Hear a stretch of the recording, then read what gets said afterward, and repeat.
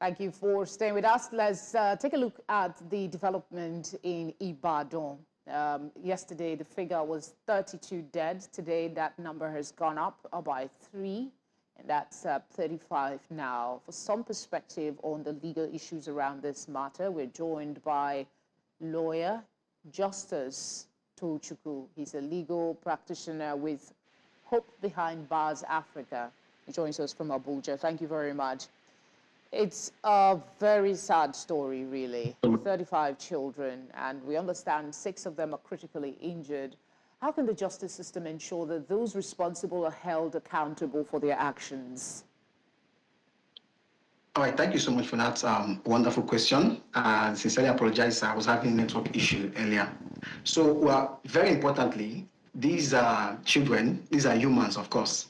They are not just, we don't just say because they are children and we want to just sweep that under the carpet. They are children and they are humans. And of course, the 1999 Constitution, the fundamental rights, they are entitled to the fundamental rights as enshrined in Chapter 4 of the 1999 Constitution. And then when you look at ways to, like you earlier pointed out, how the justice system can ensure that those who are responsible are held accountable. Now we must talk about a thorough investigation.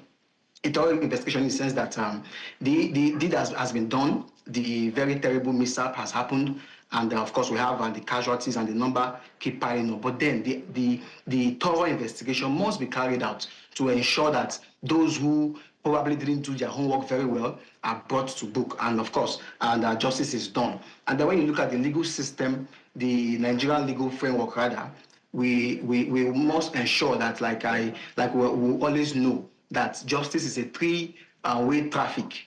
The one for the society, one for the deceased, of course, the persons who are affected, and one for the common man out there. It should be seen that not just that the matter is just handled with kid glove, but rather that these persons, like I earlier said, who probably didn't do their homework very well, are brought to book and are made to answer their act of negligence. Let's talk about child safety and protection. From what we've seen of this event, what measures do you think can be enhanced for the protection of children at public events, and perhaps maybe informed regulatory framework for those who organize these events? Thank you very much for that question. I believe very importantly that institutions in a particular state should wake up.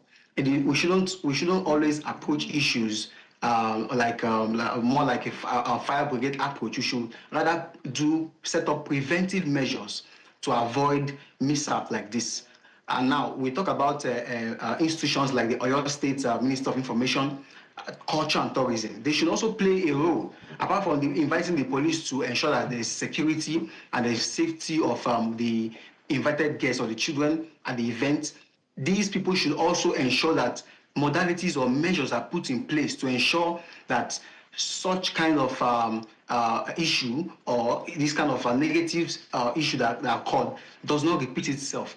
So, like I earlier said, the Oyo State Ministry should also ensure that they go there, make a kind of an analysis to ensure that the place is safe enough. One thing that causes stampede is when there is crowd density, and then there's fear, of course, and then excitement, and probably where there's poor crowd management.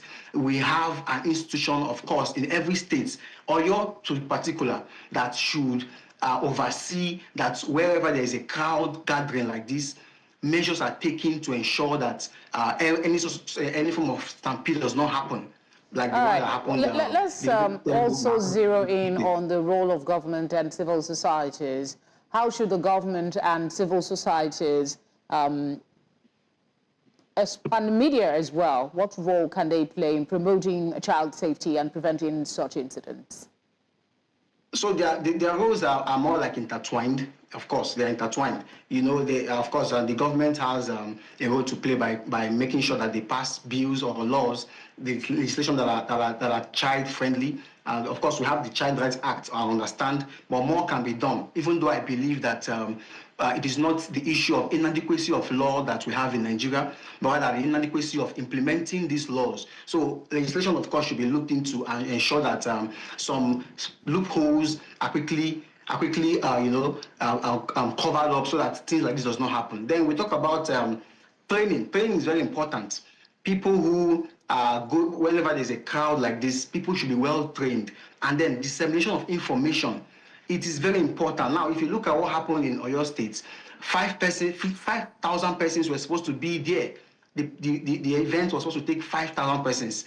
But rather, over 7,000 plus people came to that for that event, and then it led to this terrible event that happened. Now, information, very key. If these information are really disseminated to the public that, oh, these are the people that we want them to be present at the occasion. And then security persons. I'm a protocol person. It is very important to note that protocol is key in when it comes to crowd management. Very key. I think knowing and implementing are two different things. I think that's where the challenge is, implementing some of these knowledge to protect the rights of the child. Thank you very much, Justus, for speaking with us. Thank you, too.